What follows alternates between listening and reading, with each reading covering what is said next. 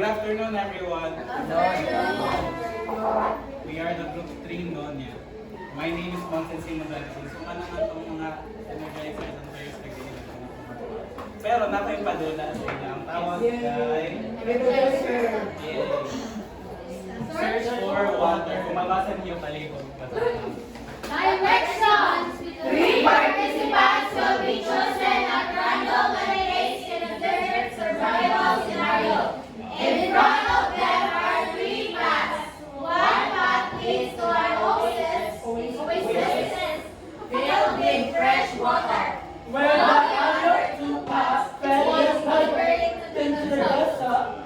Each participant must choose a path and The one one who finds finds the oasis is safe and So, mali does not pagbasa? need to do anything further. While the other 2 must face the desert challenge by answering a question to further survival. So, saan man ito magpili sa random? Ako, hindi ako. May papel under sa inyong mga bangko. Nga nag-color. Pangisaan ninyo. Ano ang napili?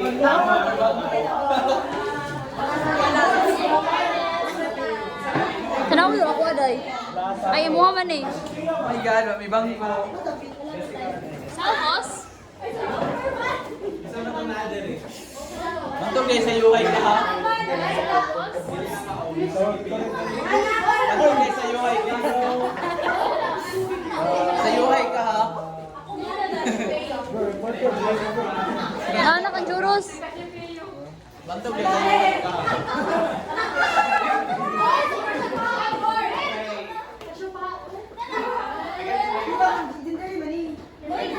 May order man generally good. Ay, pagpili sa ano kung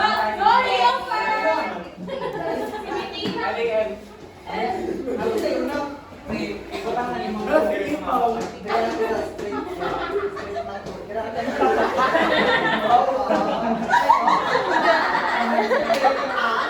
Mo mo sa kuya. Ano ka?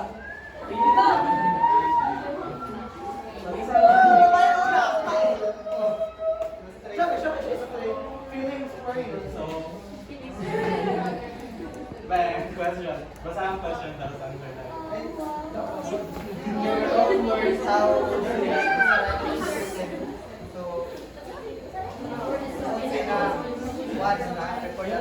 Ecosystems where every living things or organisms are interacted with their physical things. So, asa mag-interact ang tanan? Basic. Basic daw. Kanya kuan sige mga physical ba?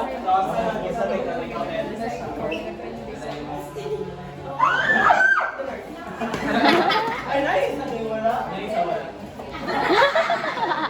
How is learning about the definition of the ecosystem about learning about the world around us? Oh my God. Thank you for that wonderful question. Learning about different ecosystems helps us to know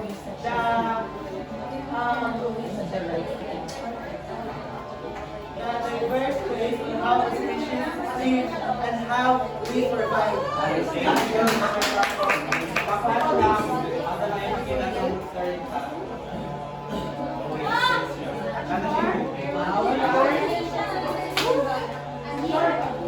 So, start na sa atong report which is na major types of ecosystem. So before we start sa atong part of sa gilid sa ecosystem.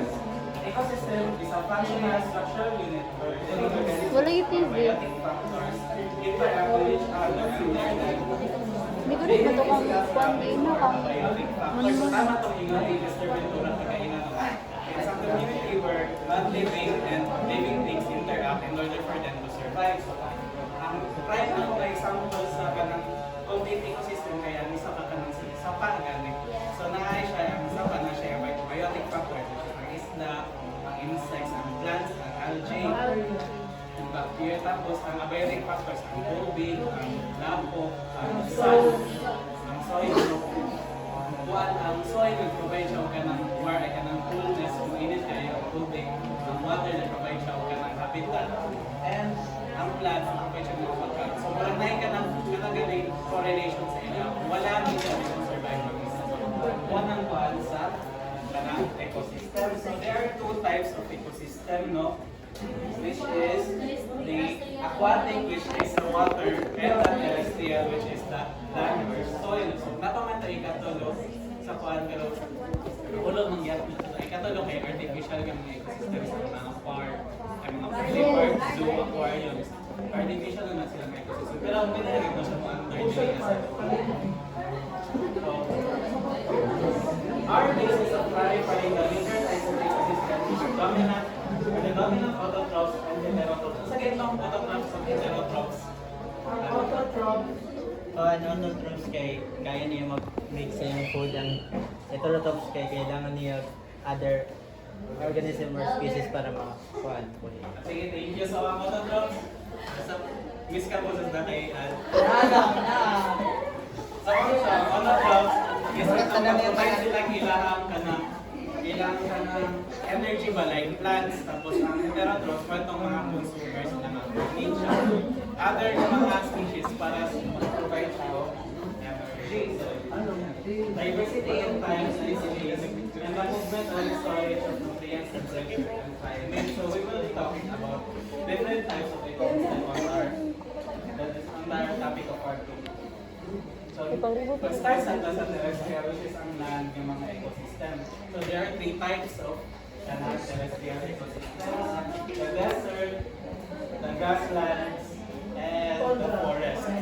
So that three consists of the terrestrial ecosystem. I will be discussing the desert and hopefully kung napayo tayo grasslands.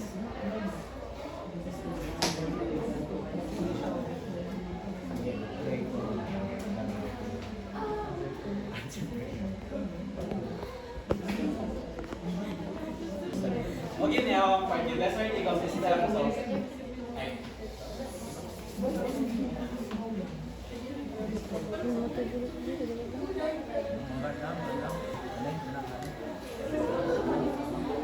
So kung pangutanong tanong karon, isa man yung definition sa desert, isa may musulod sa inyong mind. Okay,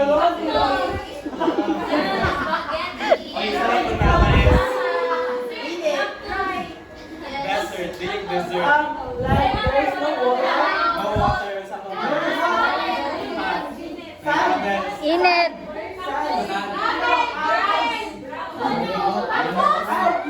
Init ko rin. No, parang wala siya.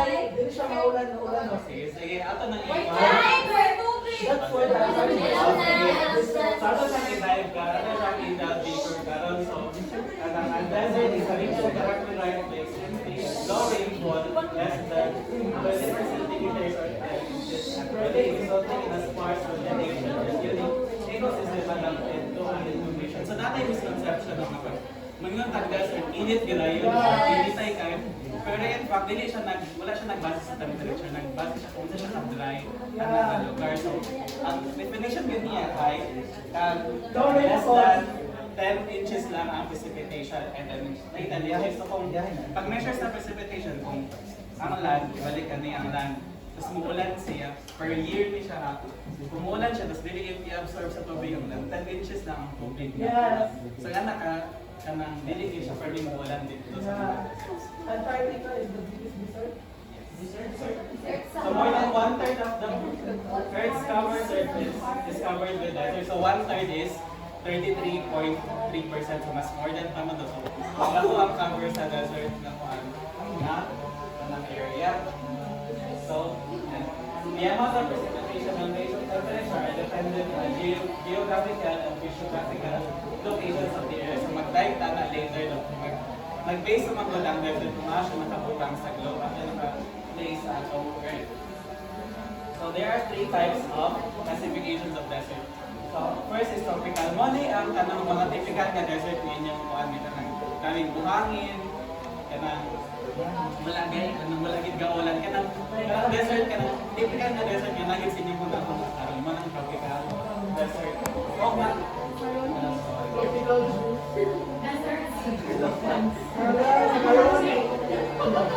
disregard na lang sa kuhan, typo. So nakalocate na siya sa near sa elevation. Ito nakikita na sa tapos another is the temperate, which is sakto-sakto lang siya. Sa mid-year na Dili na musulod ang mga temperate, survivors na tropical.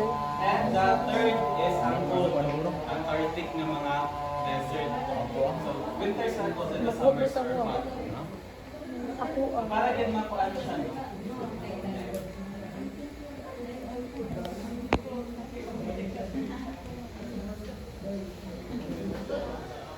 So,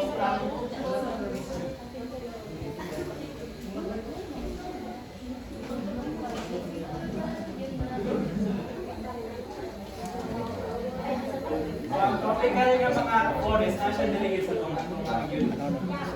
Tapos ang temperate yun na dili na area or dili. Tapos ang Arctic atong cold na dili na siya dili. Wala hindi mong timangan yun sa mga desert sa area nilang tropical katong itong pinakainit sa dili ato anong doon na siya sa equator. Ang dili natin siya itong temperate na siya dili or dili. Basta kayo layo-layo siya 30 degrees siya sa latitude na kaysa sa ang cold kaya dili na sa Arctic sa oras doon na siya sa mga poles. So mga ito. Ang sa katong nga combination, dili man siya black and white lang ako temperate yun kung tropical cold. So na yung mga subclasses pa. Ato ni siyang i-delve deeper as we go deeper into this discussion. So the first is the tropical deserts. So one na yung Sahara deserts, one na yung kanang nahig sa Africa, where daytime temperatures are hot year-round and nights are cold because of the lack of sufficient vegetation. No regulate temperatures. So sa kung mag-init kayo siya, pero pag sa gabi, itong mga napload, kaya wala kay ka nang inapaligid sa palibot ng mga observant o focus mo na kabatay sa mga salida kung gabi, kung nawag sila kung nasa sila sa desert. Pero pinit pag-contact, pag-gabi dito kayo, natin sila ng sun. So, makita na rin mo sa mga tropical desert santos o mga cactus. So, kanina mga sila kayo, mga cactus kayo, hindi na sila little water to survive. So, sila lagi lang na Angelica. Special mention ng cowbell, na alam mo survive siya with a long periods of time without any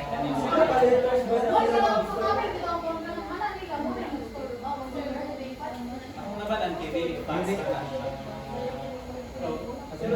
At night, so paggabi daw, hindi na magawas ng mga animals, mga opals, mga lizard, para mag-hunt sila, mga scorpion sa gabi na sila magawas. Pagbuntag mo, makadot na sila sa ilalam, para sila kumainin. Paggabi nila sila mag-hunt, nila sila magkaon, para ma-sustain nila ilang life, pag-living in the desert. Sa desert ba? Pag-desert ba? Sunlight o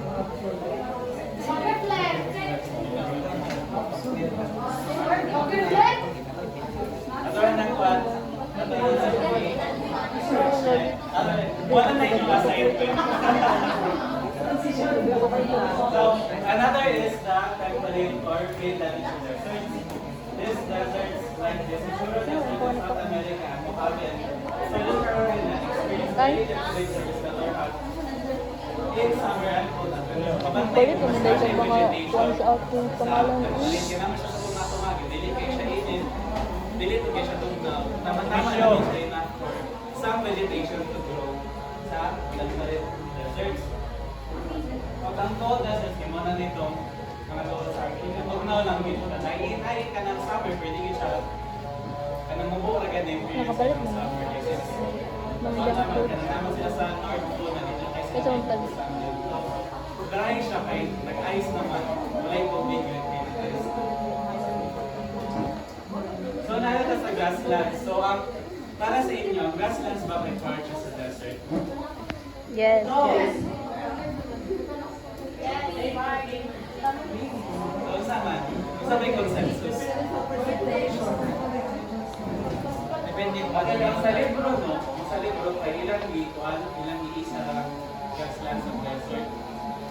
Pero ang panang classification mo sa desert ay 10 ay kanang 10 centimeters ay 10 inches lang ilang precipitation, whereas sa mga grasslands mabot siya 200. Although ang definition mo sa grasslands kay dry grabe siya na daghan ang 200 pero dili na siya normal. So ang nag-clamp na lang sa libro ba ang dry. Basta kaya ba, paano niya ang classification sa desert o sa grasslands?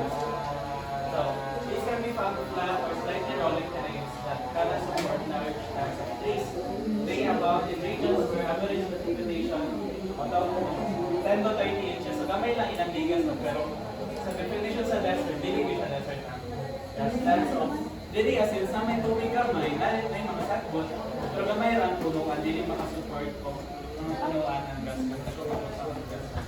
Gamay lang yan ang tubig.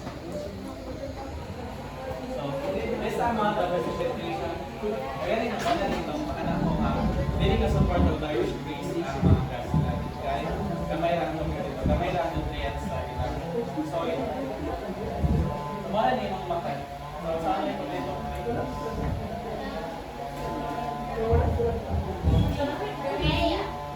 Gramineae. Gramineae. Mara yung mga species sa kanang mga plants na nara sa grassland. Tapos, kani.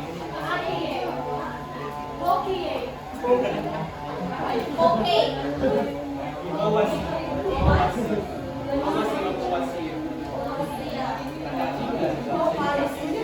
So, tropical grasslands, wala yung nagsulat na grasslands naman po yung tropical grasslands or savanna. Kung kikita mo, Madagascar 2. Yes. Yung na sila nagbalik sa Africa. Ito mo na yung savanna. Kaya mo siya yung trees, kaya mo siya yung kuwan. Pero, hindi siya pala sa grassland. Nga ka ng green ang kuwan. Mostly ang mga grass diri atay. Mostly ang mga grass diri ay brown lang, prone kayo siya classifiers ang tropical grasslands. So, tropical grasslands consist of open place covered with low or high grasses, other contain grasses of varying number of tiny space, small and mostly big deciduous trees and shrubs. So, kung saan man ang deciduous trees?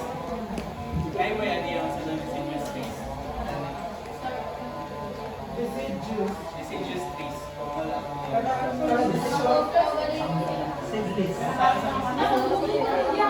Ay, all away. Of course, I walk on the road.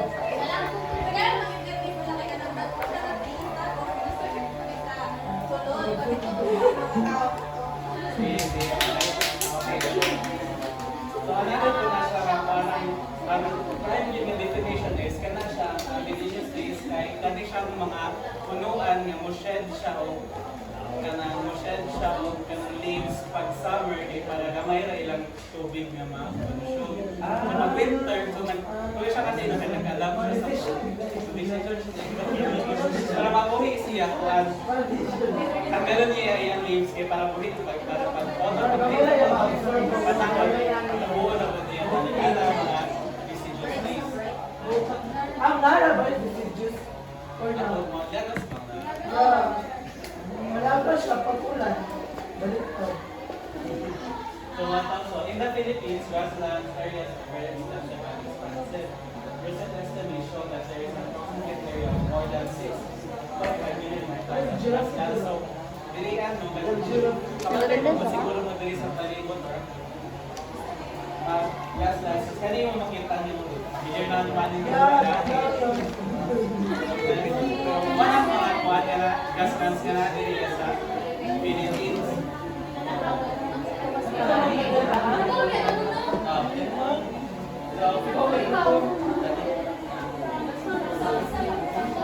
Kinabugas na mo sa unang pagpapaliwala yung kanawa na siya kakuan. So, the presence of grasslands is an indicator of marginal degradation and poor quality land. Common in most areas in Europe, it turns into fire. Since nagkama siya yung cocoon, nagkama siya yung kanang mga wild ng mga grass, na-absorb sa grass ang nutrients in return, mag-degrade ang kuhan, mag-degrade ang soil, kaya ito naman sa grass ng nutrients. Tapos, so ako na po, may permi-grass fire, so ito po naman sila balik, ang kuhan ganito po. Alaot, pero organic na, kung mag-absorb niya, sila na po yung gusto lang ng environment. Mag-ginagina ko lang ito yung nutrients in the soil. Sa temperate grasslands, they have a moderate average temperature and more even distribution of physical more or less, same na siya dito sa tropical o temperate deserts. Temperate grassland, naran siya sa tumatuma dito sa Turkey, Ganun tumatunga sa equator. Partial temperature. So, normal, more or less normal lang ang climate. No? Irrigated, delicate kayo. Now, so, kung wala niya, ang mga naidoha ka grass, yung motobo sa temperate, grass ay tall grass prairies of short-tailed prairies of tall tailed prairies. Katong mga tagas tong tall, since tagas man sila, mas fertile ang land nga gitubuhan nila. So, ginabuhan siya ka ng basakan, ginagtanan siya corn, ginagtanan siya mga crops, kay fertile man ang soil dito. Kumahalag ng mga tall grass prairies. Tapos, dito sa short grass mountains, ibubukan din siya, Bermuda. Kamay lang, grazing round, kanang cattle lang, mga livestock, pero nila ginabuhi nila ang mga livestock na mga nagkaw short grass prairies. Tapos, polar grasslands na ngayon, nandito sila sa Antarctic. These areas are cool, and they experience ICA like with fairly low average annual precipitation during the summer periods and winter darkness. So, patagsara po sila, wala nung dito. Kung nanay ko lang, ma-ice na po dahil siya. So, kung anong ginatawag po siya na desert or grasslands. So, misconception din ako. Desert, init na yun. Wala siya nagbase sa temperature. Nagbase na siya sa precipitation. Yes. So, marami magtubo sa kanang polar grasslands, mga lichens, sedges, mosses of booby shrubs. Kanila ang most survive dito sa kanang harsh na environment dito sa mga polar grasslands. Bisan pa dito, bisan pa ka na kung no pwede ito, naman gyapon sa summer. Gyapon sa summer. So, nahin ka ng ice na bato, na-form dahil na siya mga ponds, kaya may nakabali sa summer. Dili kayo init, pero ang yung mga ice na meron na yung permafrost na yun. Ilang, kung makaingon ko nga dry sila, kaya naman sila yung permafrost din. So, ang permafrost kaya ka ang ice pinag-solidify na yun siya all year round. So, kung naman na ito, gamay lang mo stay as tubig ice. So, mahilig sa ice galing sa summer, so na yung mga ponds, so nandun tayo maggawas ng mga insects. Wala na tayo maggawas ng mga insects. So, deer flies, duck flies, mosquitoes, feed sa mga uban na mga animals na nandito sa dito sa polar grasslands like mga hares, mga rabbits, mga lizards. O gamay na po ang variety sa kanang animals into kay harsh ng kind environment. So, most of the tundras permanent animal residents are small herbivores such as lemmings, bears, wolves, rabbits, which were under the ground to escape the cold. So, masagaran ko dito patag yung mga kalot ng mga animals kaya para di sila pumago. Tapos, kung naman lahi ka ng iba rodents man to, naman ko yung mga mamas na dito. Pero gamay lang yun sila. Mas settled ang kari. Kabantay kasi ilang sa fur, naging sila yung fur. Kaya dito kung sila na pwede ko sila kapalot. So, nayagat yun ilang lawas kaya para survive sila sa cold or harsh na environment. So, also, since harsh mga kahit ang slow rate of decomposition, kaya since tugnaw man, mapante, mag-preserve na lawas. Shallow soil and slow growth rate of plants makes the Arctic zone perhaps the Earth's most valuable biome.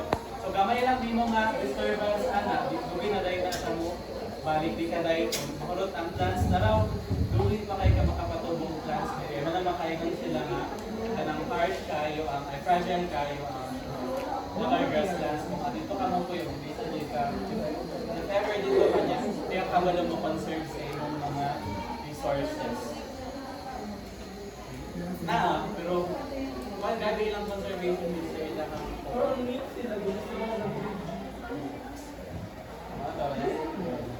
that would be all day. Ayaw ka na? Oo, ayaw. Napaday, napaday. Everyone! Good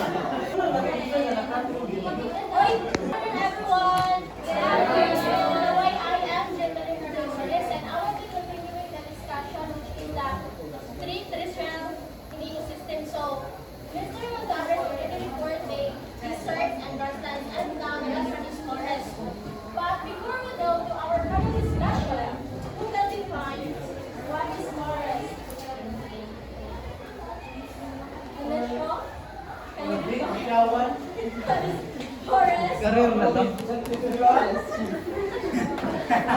It consists of different plants and it also a habitat for many species.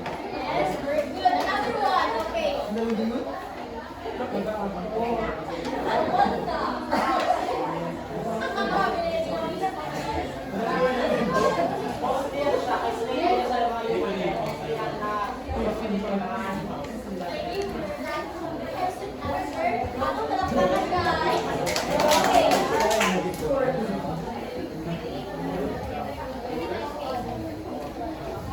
Forest is the green lungs of our planet. Do you agree with that?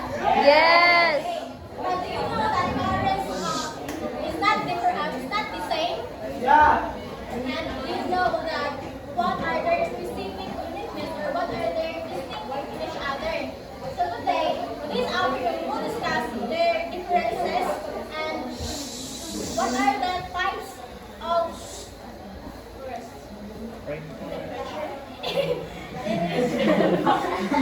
Okay. There are three types of forests: the temperate forest, boreal, and the tropical forest. But first, let's tackle about the temperate forest. Okay. Temperate or middle deciduous forest. This is found in areas with moderate average temperature that change significantly during four distinct seasons. So, what are the countries that experiences four distinct seasons? South Korea. Right, another. What are the four distinct seasons?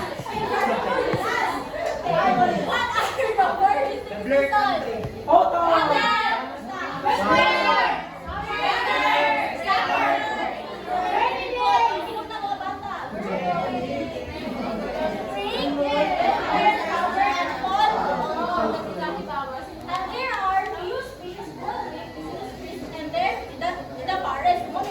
Oh, February.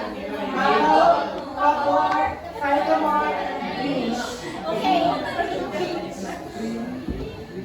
And the second one is called or high latitude forest. These are found in regions that subtropical climate where temperatures are low and dry with only light snowfall. So located in western Coast road across the Nordic with continents including Sweden, Finland, and Norway. So ito ni siya nila kay very long freezing winter and experiencing area. And there are few species of Physaurus interfishery. So, dahil naman siya sa leaves sa leaves. So, the straws, fair, large, and fine. So, kani siya kay the uniqueness of this kuan ka na mga dahon sa drama area mga trees kay ilang taon is ka na nakakunti siyang box coated tapos or siya kuan ka na ang needle lang kay gamay lang ang kanang surface nga naato nga trees of for example basta ikisin lang din kayo iyang kuan ka na ang dahon. So by that kanang ang ilang mga down is nakakonserve siya of heat and water loss. So ano man kay it's because kay gamay man lang ang surface na makuha. For example, na snow.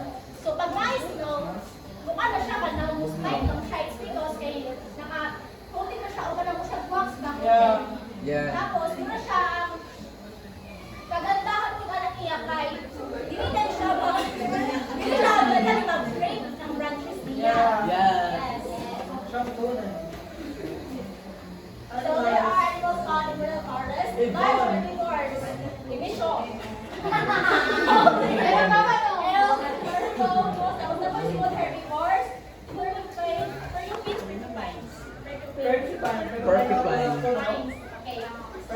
Porcupine. Muna siya ang makita sa Forest Forest. Very good mga bata. And the last one is Tropical Rainforest. These are found in Central and South America. On the Northeast and some islands in the Caribbean Sea and Pacific, characterized by the presence of high amounts of resources. So there are three types of rainfall tropical forest. So the first one is the American rainforest region, located in Amazon basin in South Africa. The largest and most biodiverse tropical rainforest in the world has hot and great climate year-round with no distinct season. So kani siyang mga tuan, mo bitaw siya pinaka